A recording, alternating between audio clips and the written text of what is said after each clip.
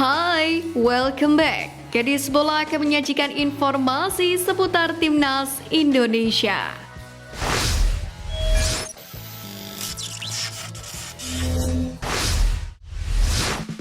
Keberhasilan Indonesia lolos ke babak ketiga kualifikasi Piala Dunia 2026 melahirkan 3 rekor baru. Tentu saja yang pertama adalah kesuksesan Timnas Indonesia mencetak sejarah untuk kali pertama lolos ke babak ketiga kualifikasi Piala Dunia 2026, sekaligus lolos langsung ke Piala Asia 2027.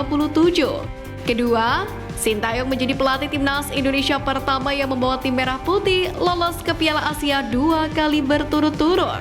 Lalu yang ketiga, Timnas Indonesia menjadi satu-satunya wakil dari Asia Tenggara atau ASEAN di babak ketiga kualifikasi Piala Dunia 2026.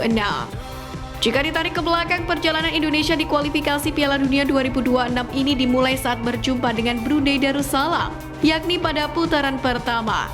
Skuad Garuda kala itu menang dengan agregat 12-0 dan lolos ke putaran kedua. Pada putaran kedua ini Indonesia berhadapan dengan Irak, Vietnam, dan Filipina. Ada 6 laga yang dimainkan Indonesia dan 8 gol mampu dicetak. Total ada 20 gol yang dicetak oleh Indonesia di kualifikasi Piala Dunia 2026 ini. Dan Ramadan Sananta menjadi top skor dengan 4 buah gol.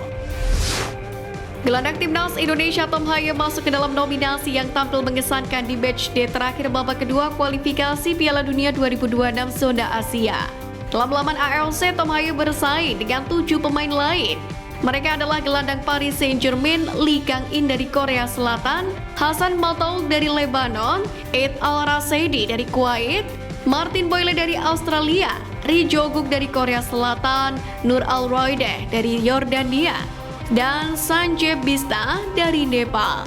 Dalam hal ini, Tom Haye terpilih masuk nominasi lantaran dinilai memberikan kontribusi bagi skuad Garuda kala melawan Filipina di SUGBK pada Selasa malam.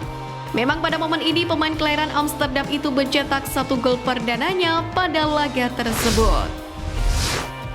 Sebuah pujian diungkapkan oleh Justinus Laksana kepada Timnas Indonesia menyusul sukses mereka mengalahkan Filipina dan lolos ke putaran ketiga.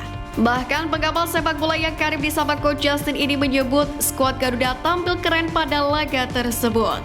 Meski demikian, ia mengingatkan semuanya masih dalam proses untuk menjadi lebih baik. Ia juga tidak menutup mata terhadap beberapa kesalahan yang dibuat oleh para pemain. Tapi Coach Justin puas secara overall Timnas Indonesia berhasil mengontrol permainan, di mana skuad besutan Sintayong ini tak memberikan kesempatan Filipina untuk mengembangkan permainan mereka. Untuk saya keren, sangat efektif mengantarkan kita ke babak berikutnya, tegas Coach Justin. Ada momen menarik saat Timnas Indonesia merayakan kemenangan atas Filipina di SUGBK pada Selasa malam, yang mana terlihat penggawa Timnas Indonesia Ragnar Oratmangun terlihat menukarkan sepatunya dengan miniatur Stadion Santiago Bernabeu yang diberikan oleh fans Timnas. "I'll give you my shoes. Saya akan berikan sepatu saya padamu," kata Ragnar dalam video itu. Penggemar itu pun kegirangan mendapatkan sepasang sepatu dari Ragnar Oratmangun yang ditukarnya dengan miniatur yang dibuat olehnya.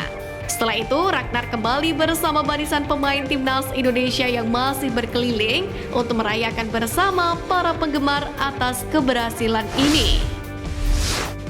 Seperti yang sempat kita lihat di layar kaca dalam pertandingan Timnas Indonesia versus Filipina, sempat terjadi sebuah insiden benturan tepatnya pada menit ke-84, di mana Hernando Ari yang berniat menghalau bola di udara mengenai Adrian yang langsung jatuh tersungkur. Adrian, pemain Filipina, pun langsung mendapatkan perawatan medis sampai harus dibawa ke rumah sakit menggunakan ambulan. Usai laga, Adrian didiagnosis menderita gagal otak ringan. Mendengar kabar ini, Hernando Ari pun berinisiatif untuk meminta maaf kepada Adrian lewat pesan langsung di Instagram. Pemain Filipina itu pun membalasnya dengan respon yang berkelas. Menurutnya, insiden tersebut wajar terjadi di sepak bola. Hernando Ari pun kemudian mendoakan Adrian Ugalvik untuk bisa segera merumput kembali. Kelvin Verdong belak-belakan mengakui peran penting Sintayong pada laga debutnya bersama Timnas Indonesia saat menghadapi Filipina. Dalam laga tersebut, pemain NEC Nijmegen itu dipercaya Sintayong untuk tampil sebagai starter. Namun memang dia tak bermain penuh karena harus ditarik keluar pada menit ke-67. yakni dengan digantikan oleh Pratama Arhan. Secara keseluruhan penampilan debut Verdong cukup oke. Pemain berusia 27 tahun ini beradaptasi cukup cepat dan bahkan sempat menciptakan peluang. Ternyata itu semua tak luput dari sosok Sintayong yang memberikan kepercayaan penuh kepada dirinya. Verdong mengatakan, Sintayong telah menambah kepercayaan dirinya sehingga dapat tampil oke di laga melawan Filipina. Lolosnya Timnas Indonesia ke putaran ketiga kualifikasi Piala Dunia 2026 mendapatkan sorotan tajam dari salah satu pakar sepak bola Vietnam. Secara khusus, Doan Minh Suong memberikan pujian setinggi langit tak hanya untuk Timnas Indonesia, tapi juga terhadap cara pengembangan tim nasionalnya. Ia menilai kekuatan Garuda paling mendekati tim-tim kuat Asia ketimbang tim ASEAN yang lain, termasuk Vietnam. Doan Minh Suong pun menilai performa Timnas Indonesia saat menghadapi Irak di Stadion Gelora Bung Karno sebagai buktinya.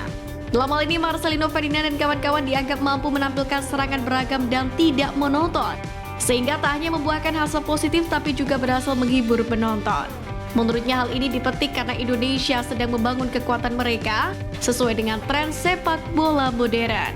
Sementara itu, media Vietnam Southern Vien mengungkapkan cara paling realistis bagi skuad Garuda untuk bisa lolos Piala Dunia 2026, yakni dengan bersaing di putaran keempat.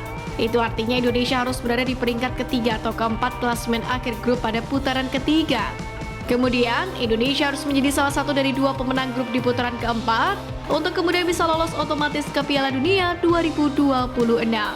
Sedangkan dua runner-up grup akan beradu untuk menjadi wakil Asia di playoff antar konfederasi. Itu menjadi cara terakhir bagi Asnawi dan kawan-kawan untuk mengukir sejarah lolos ke Piala Dunia 2026. Setelah dipastikan lolos, skuad Garuda akan kembali bertugas pada bulan September mendatang. Pada putaran ketiga nanti akan ada 10 pertandingan yang akan mereka jalani. Menanggapi situasi ini, Erick Thohir pun menyadari bahwa Timnas Indonesia harus turun dengan kekuatan terbaik.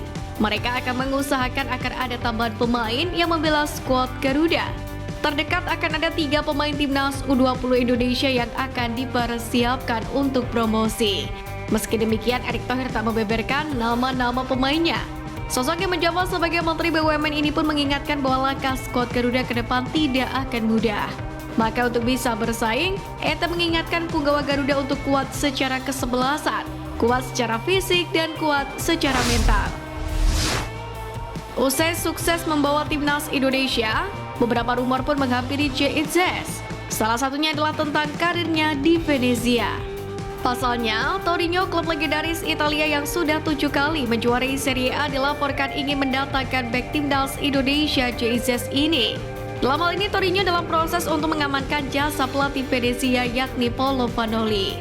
Namun rupanya tak cukup pelatih. Torino melalui Direktur Teknik David Fagnati juga ingin membawa JIZS yang menjadi kepercayaan Paolo Vanoli di Venezia. Belum tahu apakah JIZS akan mengambil kesempatan hijrah ke Torino bersama sang pelatih Paolo Vanoli. Namun ex-pemain Go Ahead Eagles itu sendiri masih memiliki kontrak bersama Venezia hingga Juni 2027. Tentu akan ada angka tembusan jika Torino serius ingin meminang JIZS.